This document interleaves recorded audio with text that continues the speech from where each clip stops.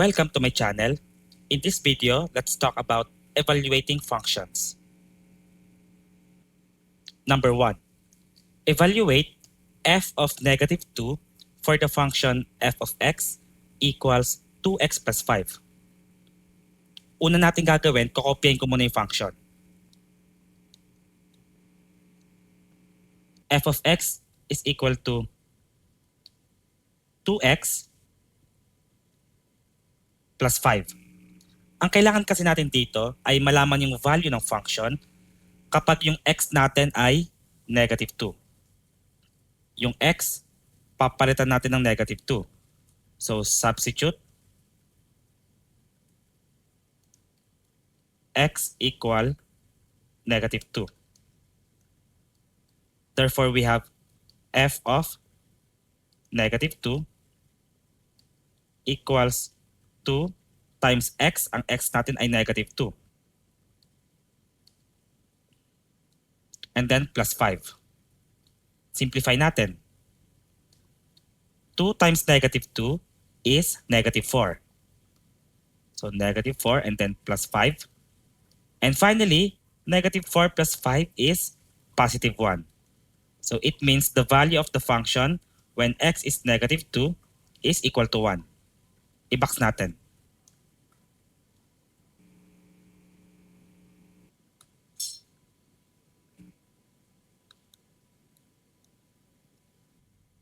Number 2, find f of 4 for the function f of x equals 3x plus 2. So this time, kailangan natin malaman yung value ng function when x is equal to 4. Substitute natin yan dito. Okay? So una, kokopyahin ko yung function. F of x is equal to 3x plus 2. And then substitute. X is equal to 4.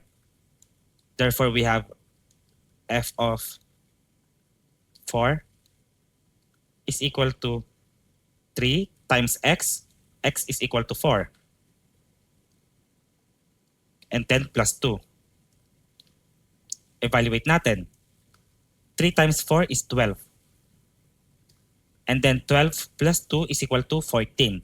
So we can say that f of 4 is equal to 14.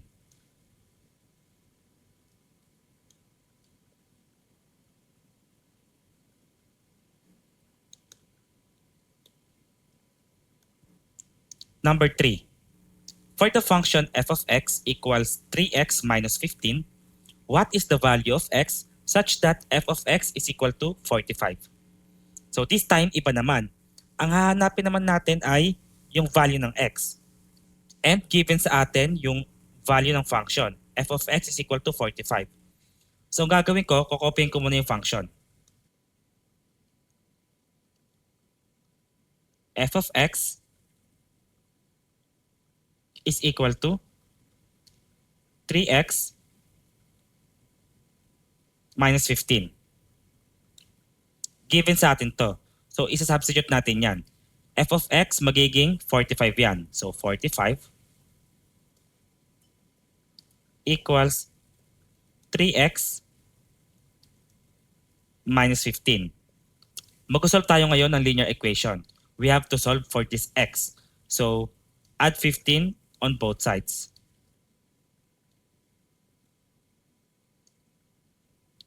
This one's right here becomes 0. Therefore, we have 45 plus 15 is equal to 60. Equals 3x. And finally, divide natin both sides by 3. Ito ay cancel na. Which means x is equal to 60 divided by 3.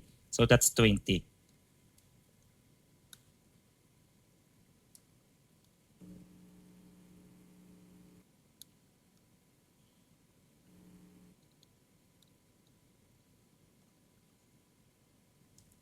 Number 4. Determine the value of x to which the value of the function f of x equals 5x minus 3 is 0. So, kokopyahin ko muna yung function. Meron daw tayong f of x is equal to 5x minus 3. And isa sa mga given sa atin is, ang sabi, function is 0. So, f of x is equal to 0. Isa-substitute natin to dito. Okay? So, gawin natin. Bale, ito ay magiging 0 equals 5x minus 3. Solve for x. Itong negative 3, transpose nyo na lang sa kabila and change the sign into positive. Therefore, we have 3 is equal to 5x. And finally, para ma-isolate natin yung x, divide both sides by 5. This cancel. Therefore, x is equal to 3 over 5.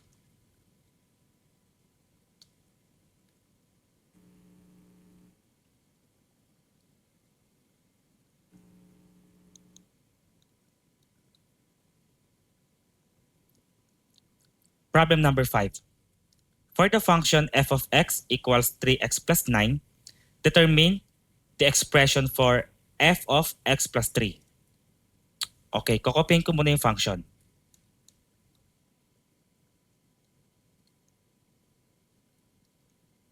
F of x is equal to 3x. Ngayon, ang kailangan natin, instead of x here, it should become x plus 3. So, papalitan natin yung x ng x plus 3. F of x plus 3 equals 3. Ngayon, papalitan din natin yung x ng x plus 3.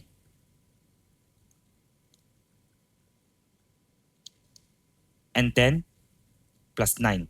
Tapos, mag-simplify na lang tayo. Distribute natin to. 3 times x is 3x. Tapos 3 times 3, that is positive 9. And then copy plus 9.